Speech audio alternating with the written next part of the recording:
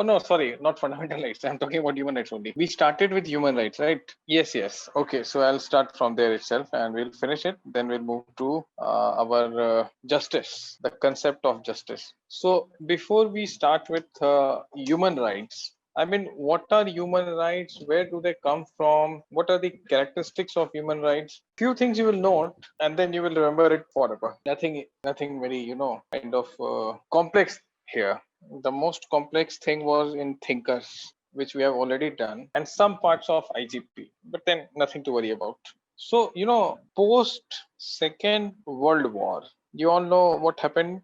Have you people heard about concentration camps? I guess yes. All of you know what are concentration camps? I think all of us are aware of. Yeah, acha, you don't know. Hitler systematically targeted Jews, and they were sent to what he used to call concentration camps. And those concentration camps, the German doctors used to do experiments on people who were caught without giving them any type of anesthesia. So inhuman atrocities were committed. I'll show you some pictures when I'm there. Okay, I'll show you some pictures from concentration camps, and you will know what it is, what kind of atrocities they used to do. So now Hitler was doing it as a head of the state, right?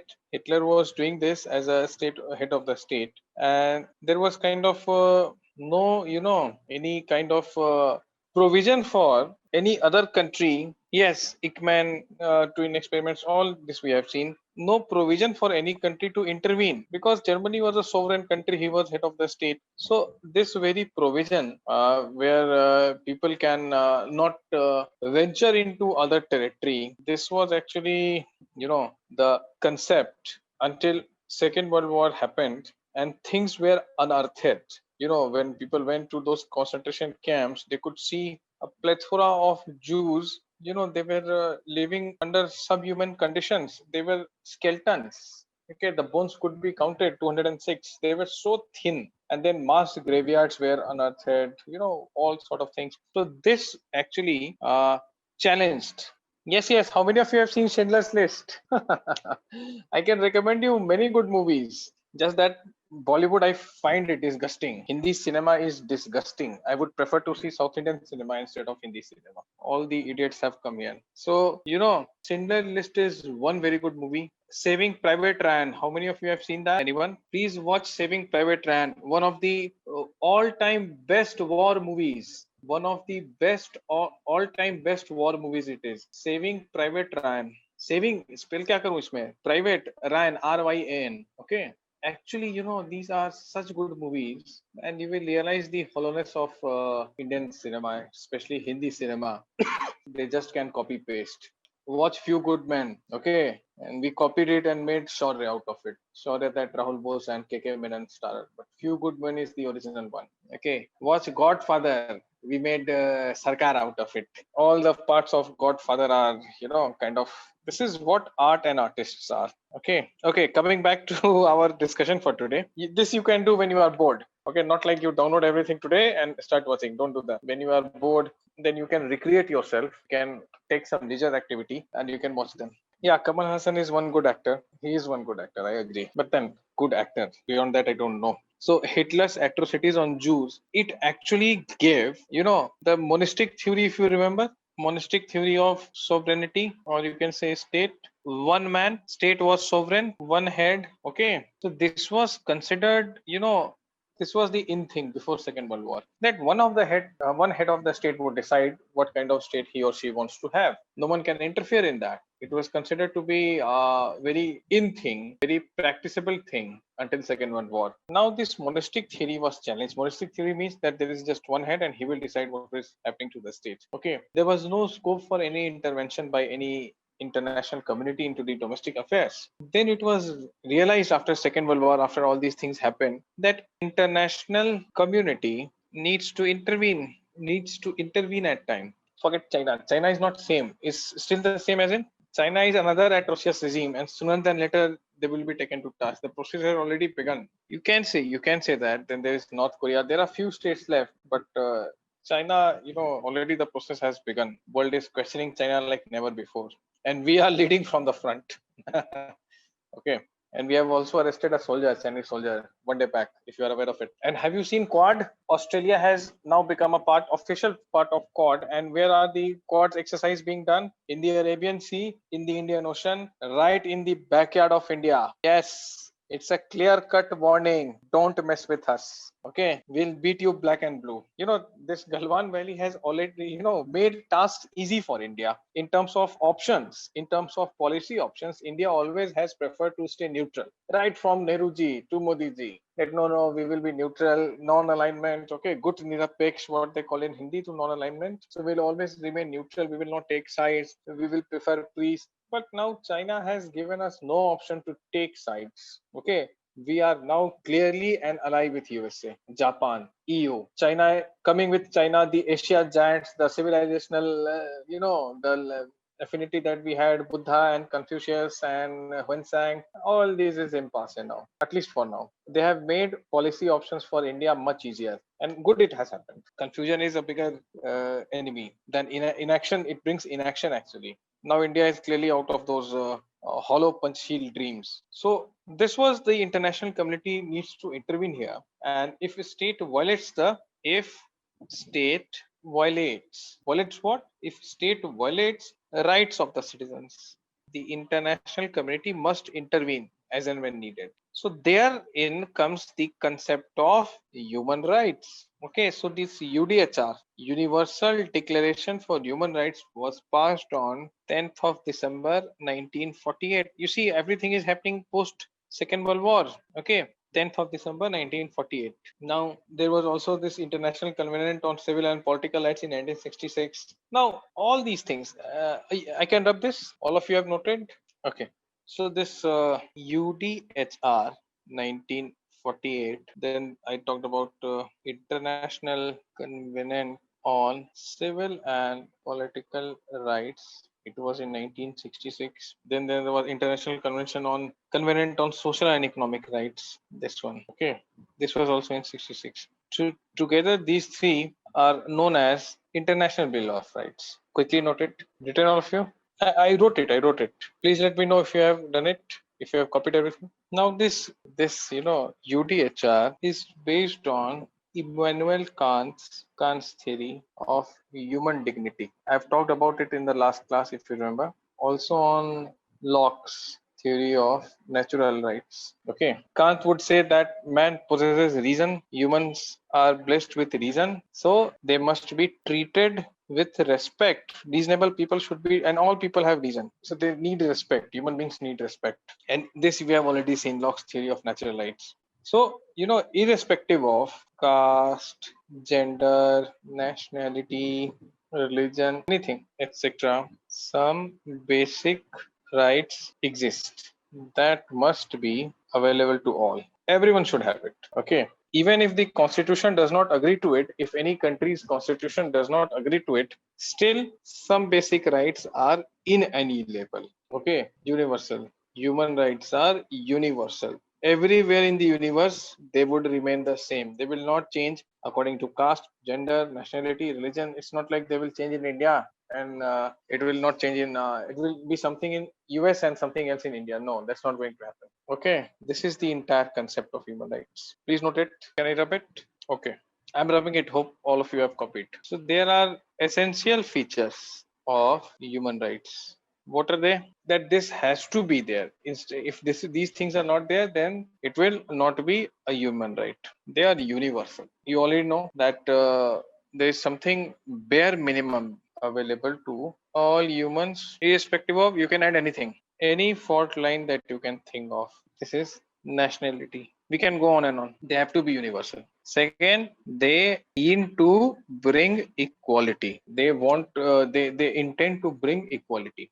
Okay, all humans have equal rights. Like you see, earlier in Europe and in US, women did not have the same rights as men. It took a lot of time for these countries to recognize women as full citizens, right? We have already discussed it. So these countries, it is in this background that the concept of human rights have evolved. That how can you deny something like this to such a large section of people, such large section of people just because on their sex? You cannot, right? So because of this very issue, because of this concept it was thought. Right, stands model. Yes, you can say this. All human beings have equal rights. Okay. Now, another thing is that they are inalienable, cannot be separated from humans in any circumstance. It will always remain with the human, whether he changes his religion, his color, his creed, or sex, or caste, or nationality, or region, or anything he does. It will always remain with him because he will always be a human being. You keep on changing these things. You can change color. Michael Jackson did, sex, caste, nationality, but you will always be having inalienable human rights. They cannot be separated from you. Okay. Now, individuality. Human beings enjoy these rights by an individual existence. Okay, not because of collective existence. Collective efforts cannot curb your individual human right. I remember that atomistic man. So again it will come here that no, you cannot say that society, no, even if society does not want, you cannot alienate an human, you cannot separate human rights from a human, whatever the society thinks. These are non-compromisable things. Okay, and they are permanent. They do not go with change of government. Okay, no, she is not a human, she cannot have emotion. Why bring Sophia here? Please write it. Are you done?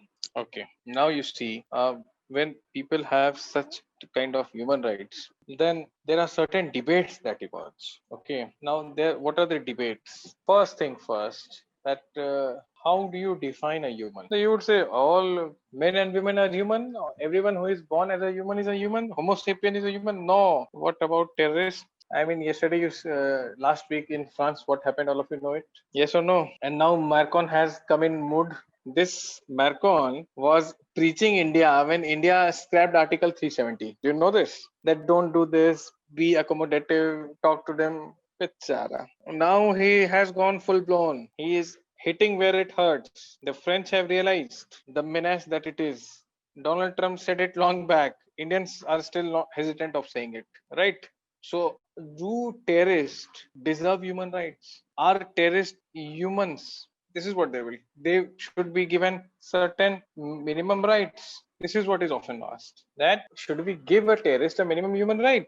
Like we often see these fake encounter cases. They leave NHRC. NHRC is not even a constitutional body. Do you know this? NHRC keeps sending notice to government. Are your Telangana case? How can I forget? What was it?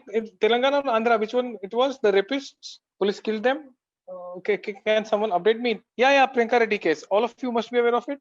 Are from your? Yes. All of you know about it. So what happened there?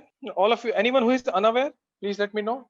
All of you are aware, right? Right. So what happened there? And people showered flower petals, right, on the policemen. They were going for the trial. Is it so? So you see, now how do we actually define it? How do we defend it, or kind of because the thing is, police will say that they were criminals, they were terrorists. So often this question is raised that are convicted terrorists and criminals human beings? So this is one debate. Now NHRC has its role. Amnesty already has Dukan Sametli इन्होंने पता है ना, they have gone. So this is the only question: are terrorists human beings, and should they be accorded with minimum rights? This is questionable. This is debatable. Then second thing is, when does human life start? Okay, because there is this abortion issue that is coming up. Ma life, ma rules, right? So some women are like that. I want to abort my baby because it's my body. But the issue is that there is another body within your body. Okay. So your body has some body within it, which is not even conscious, the fetus. Okay. So human life starts after birth or in the womb of the woman. This is still debatable. The Sabrimala issue is still not Supreme Court has not pronounced the verdict. I have told this already. Please wait for Supreme Court to come up with something. Only then we'll analyze it. There has been a review. I hope you all know. So leave it there right now, and please let us. The thing is that once let the Supreme Court say something on it, only then we can discuss it. The entire doctrine has gone for a judicial review. So in the womb of the woman, okay, whether when does the birth start, or how, can a woman abort the baby? Okay, of course, if life is in danger during pregnancy, it's such a complex issue. It is, childbirth is one of the most complex things, right? So if it's happening, then of course doctor says, but can a woman, because of her willful decision, abort the baby? That is the thing. Now have you noted these two things? I have just send you the pointers. I have not explained, I have not written anything. I think you can explain this in 1 or 2 lines. That is all is needed. Are terrorist human beings, and should they be accorded with minimum human rights? And when does the human life begin? After birth or in the womb? Because there is abortion issue that is looming on, right? You can write this. Shall I rub it then? Okay. Next thing is, who is guarding the human rights? Okay. State. But then human rights are anti-state, right? It protects you against the state actions. Human rights weakens, or better you can write, restricts state. Correct. So who guards the human rights? State cannot, because there is a conflict. Human rights are anti-state. They tend to restrict the state. So again, this debate is going on. Okay. Are you understanding? No questions here? Any doubts here? Please let me know. Why human rights are anti-state? Because it protects against the atrocities of the state at times. Humans need an institution. That's what is being talked about. Humans need an institution, actually. Okay, that is what we are discussing. That who then protects it? No, we don't have. That is what the debate is. There is no. You can say UNHRC, but the UNHRC is not a state in itself. There are kind of countries which are part of it. So of course it is being guarded by the state. Yes, China and Russia are in monarchy. Saudi was the chairman. Pakistan is there. So it's a joke actually. But then whoever is there, the thing is that you will always have this thing that if it is guarded by state, then how will it go against the state? Right? I hope you are understanding. Now there are other things that we need to contemporary debates. I would like you to know that have you heard the name of Isaiah Berlin, PS? No, no, not Francis Fukuyama. No, no. How did Isaiah Berlin become she? He, yeah. So Berlin has said he actually supports negative liberty. You know what is negative liberty, right? Okay. He has a very humanist view of human nature. Okay. So he supports negative liberty, and he will say that we need to. He's also a pluralist.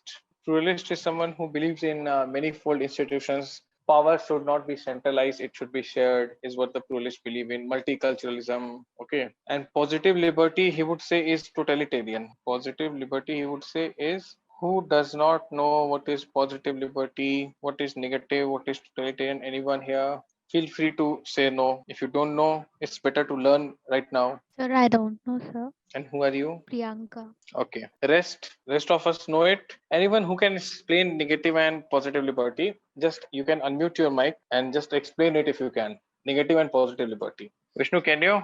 Come on, shoo. Sir, positive liberty is something which we offer our rights to state for maintaining law and order. Negative liberty is something which state will forcefully take from us. Are you sure? Yes, sir. Negative liberties which state will forcefully take from you. No, listen everyone. You are wrong. Negative liberty, states no go zone. ऐसे याद रख लो. Yes, states no go zone. Is this was it was? Anyone? Negative liberties where a state cannot tell you what to do and what not to do. There shall be no law. Positive liberty. Okay, all of you? Yes.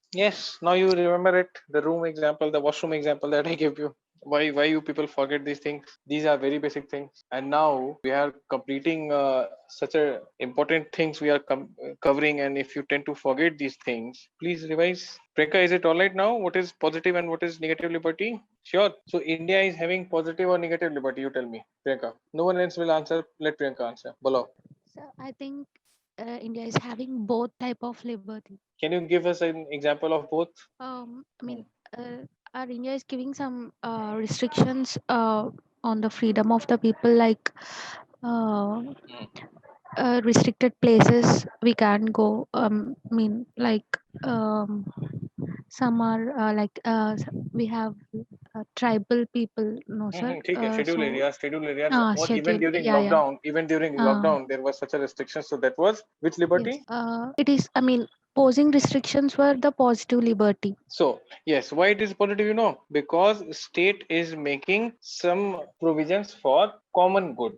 Okay, positive means state will take some action. And can you give an example of negative liberty? Very good, very good. Next one, negative. Yeah. So for negative liberty, we can do what we want as for the choosing education or what type of education and all we can choose, right, sir? Very good, very good. Absolutely brilliant. So Yeah, thank you. Berlin is supporting negative liberty, and he says that positive liberty will turn totalitarian. Totalitarian is an antonym for democratic, okay, or another antonym for utilitarian. This means maximum good for maximum number. Here it's a command. One person is deciding. It's not democratic. It is autocratic.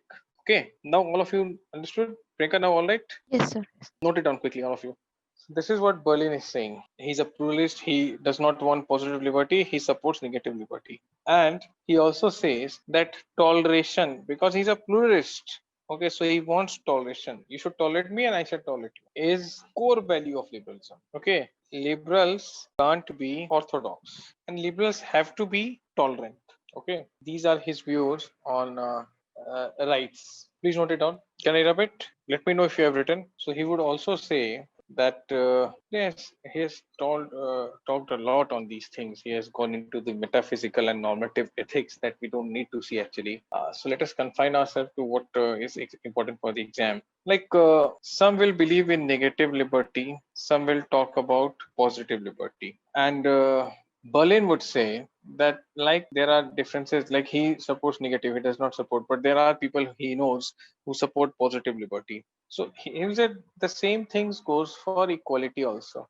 Okay, there are people who talk about equality of outcome. There are people who talk about equality of opportunity. What is equality of opportunity? Everyone should get similar opportunity. Equality of outcome would be that everyone gets the same result, which is not practically possible. Okay, I mean, just see a small sample size. There are how many students right now? 1, 2, 3, 4, 5, 6, 7, 8, 9, 10, 11, 12, 13, 14. Okay. So we are super 90. Suppose all the 90 students are sitting. You think all of us, all of you will have the same result in UPSC? Of course not. The opportunity that has been provided to you is almost similar. Okay, same teachers are teaching you, same material is provided to all of you, you are revising, you are going through the same newspaper and magazine, but the outcome would differ. And how so hard we wish that all of you make it into the exam in the very first attempt. God willing, you will, but you won't get the same rank.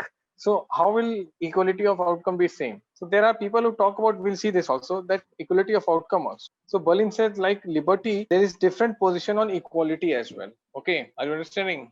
These are some peripheral issues that we have seen on liberty. We'll visit back these things, don't worry. When I'm there, I'll give you some notes on this thing. And one thing I would tell you, if you are in a position in your main exam, no, affirmative action is not equality of outcome. It is equality of opportunity. Can the state ensure that the result will be same? How can state ensure that? So although this thing is not directly mentioned in our syllabus, but since we are studying equality, we are liberty, justice, so this somewhere comes into everything. Okay, and one thing I would like to tell you, if in your exam you have an option, see like question number 1, A B C D, ऐसे ही होता है ना, 5 just 5, you have to attempt all, then you have to take 2 questions or 3 from section A. If you take 2, then in section B you have to take 3. Apart from the question number 1 would become question. Are you aware of this or not? How many of you don't know? Please tell me. This is very important.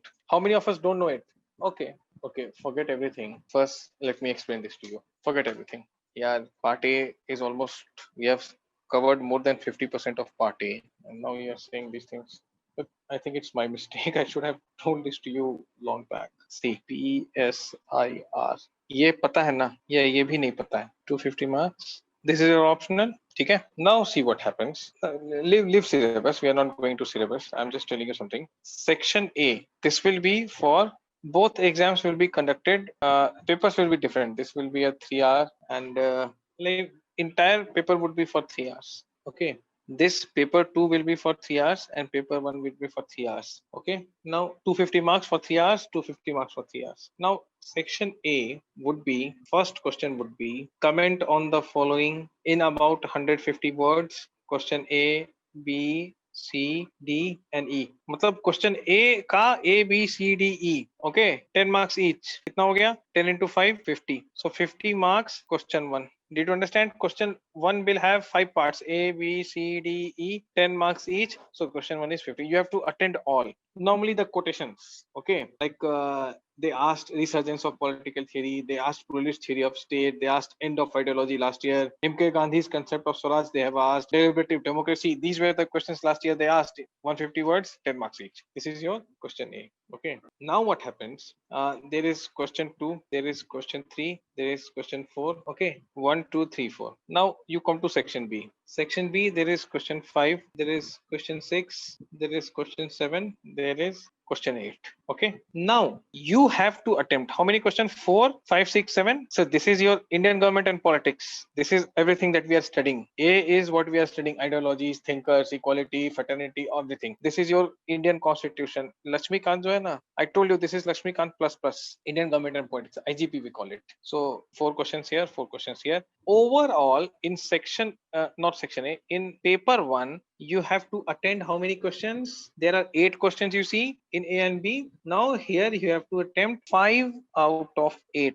4, 8, 5 questions you have to attempt.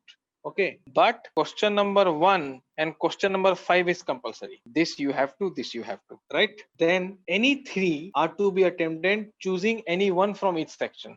Are you understanding it? I repeat, any 3 are to be attempted, choosing any at least one, which means you can choose either this or this, but you have to choose one out of 3. Ye to compulsory hai na, one, but out of 2, 3 and 4 you have to choose this, or you can take 3. You cannot take 3 out of 3, because another same thing here, 1 or 2 out of 3, 1 or 2 out of 3. Is it all right? Did I convey it well? Any question anyone has here? No doubts now? Doubts, please. I guess no doubts. See, if you have, please ask. Okay, which means you do not have to attempt 8 out of very good. You have to, yes. Compulsory is question 1 and 5. Question 1 is the first question in section A. Question 5 is the first section in section B. Paper 1 is divided into section A and B. Paper 2 is also divided into section A and B. Something similar things happen in your IR part, paper 2 also. So 1 and 5 is compulsory. Apart from that, 2 in each part. Not each, 3 total. So you can see. Oh, forget everything. This you know. Paper 1, A, B. Right, section A, section B. Question 1 is compulsory. Question 5 is compulsory. Then there is 2, 3, 4. There is 6, 7, 8. Now there are 8 questions. You have to answer 5 questions. 2 you have already answered, the compulsory ones. Question 1 करना ही करना है section A में, और section B में question 5 करना ही करना है. So 2 you have done, 3 more you need to do. So 3 here left and 3 here left. So you can choose 1 or 2 from this 3, or 1 or 2 from this 3, or from this 3. Now it depends which one you think you are in a better position to write, whether you will pick 2 questions from section A or just 1 question, or 2 questions from section B or just 1 question. Now okay, now it should be okay. Come on, Sarath. Yes, so I'm telling you, avoid such questions. When you have choices, then avoid questions on this thing. Avoid it. You know, neither leftists like it nor rightists like it. Both of them are very critical of it, and your professor will either be a leftist, high chance, or a rightist. They don't like, none of them like multiculturalism. Avoid idealism. Like of course you will not be questioned on Plato's philosophy, but because you know idealism is very subjective. I mean, stick to those questions where everyone will have almost same view. Okay, do not leave room for any discrepancy in your exam. Do not leave room for any discrepancy on the mood of your thinker, of your question paper checker. Do not give him this luxury. Okay, he might go either ways. Are you understanding? So what is to be avoided and what is to be done, that we will see when we'll complete entire section A and B. Just telling you, and this was very important for us to know which one is how many questions are there, and how you can have internal choices. Okay, can you move? Yes, same pattern is in paper 2. Same pattern is in paper 2. Same paper is in pattern 2. Okay, that 8 questions, 2 are and 1 and 5 are compulsory. Any 3 are to be attempted, choosing at least one from each section. Same thing is there. Now you see. So remaining things, that is Isa Berlin and everything, I'll give you some write-ups on where I'm there. Then I'll give you some write-ups. If these write-ups are with you, it will be very easy for me. Less than an hour it would take to finish everything. See, I'm going into details which are your core topics. The peripheral topics, I'll give you notes and I'll discuss it in class when I'm in Hyderabad. Okay, will that be all right? Or you want to write each and everything? I mean, you know, that's not needed actually in my view at all. Can we move like this? I don't want to make it like I'm teaching students that I have to make them write each and everything. And I'll always be there. I'll discuss. I'm not saying that I'll just give you and you read it on your own, understand. No, no, no. I'll discuss each and every line with you. Okay. So now let us move to our next topic, that is justice. Now let us move to our next topic, that is justice. So what exactly is justice? Okay, what exactly is justice? How many of you know about Justice Katsu? Anyone with us? Yeah, Makant Katsu, yes. Which college you are from, Tarat? Oh, you're from BHU. Oh, IIT BHU. Oh, yes, yes. He's very regular there. But some of his statements, are really outrageous. I mean, you just check his social media and you will know his Facebook and his Twitter. Can't leave him. Now, what is justice? So, it's a very important socio-political ideal. And Plato's Republic, I told you, entire Western philosophy is a footprint of Plato and Aristotle. So, Plato's Republic was an attempt to construct a just state according to what he thought was right. Remember all those stories, the Athens issue that was going on. So how do we define it? So Plato will talk about moral and ethical elements. Moral and ethical elements in justice, he would say. He will say that it means that perform one's duty with all abilities and capacity towards the social whole, is how he will define it. That you need to be very moral and very ethical, consider yourself to be a part of things going around you. This way you will be able to deliver justice, build a just society. Now John Rawls, what would John Rawls say? Justice is fairness. Okay, justice, he would say, is first virtue of social institutions, right? The root word is, in justice, the root word is just. It means joining, kind of synthesis. So justice actually synthesizes other socio-political ideas. Okay, try to understand it little philosophically. Justice, you will never forget like this, synthesizes other socio-political ideals. Okay, are you understanding? Please quickly note it down. Note it, all of you. So as we see that justice synthesizes other socio-political ideals. So it will synthesize individual and state, individual and society, and you can say human beings together. It will also bring human beings together. These three things justice will do. Please note it down. Can you rub it? Please let me know if you have finished. All of you have finished. So now you see that what Plato says, that performance of respective duties by all classes of society and non-interference in the functions of state. So for Plato, it is very clear. Performance of duties by all class and non-interference in state function. Therefore, for him, justice is nothing but a moral principle. It is the highest order of both state and individual, as he would call it. Quickly noted. Okay, Ram. Now, justice for Plato is for two types. For Plato, there is two types of justice. There are two types. First is justice for individual, and under it, three qualities of soul already discussed. Remember the initials, Plato: wisdom, courage, and appetite. Yes, gold, silver, bronze. So when these three traits or these three qualities are found in human soul in right proportion, then justice is secured. See, it's a moral concept for him. So he will talk like this. Okay. So ruler class should have wisdom. Warrior class should have more of courage. Rural class should have more of wisdom. And the non-ruling, okay, producer class should have more appetite. Appetite for doing things, for getting things done. Okay. This is the justice for individual. So if you are ruler, you should have more of wisdom, less of courage and appetite. If you are a warrior, that is why he talks about right proportion. If you are a warrior, you must have more of courage, less of wisdom and appetite. Understood, all of you? Now, for state, what is justice for state? Remember, this state is individual writ large. Again, back to why we started with thinkers. Plato said that a state is individual writ large. State is a larger form of individual. Okay. So when three classes, the producer, the soldier, and the ruler. Producer means anyone who is, engaged into some manual labor. You may be a farmer, you may be an kind of handicraft maker, craftsman. Okay. You may be anything, potter, what do you call it in English? Mochi, cobbler. Okay, so you are producing something. So when these three classes perform their respective functions and don't interfere in affairs of other classes, soldier should not tell ruler how to rule, and a ruler should not tell soldier how to fight. Then justice is secured in state.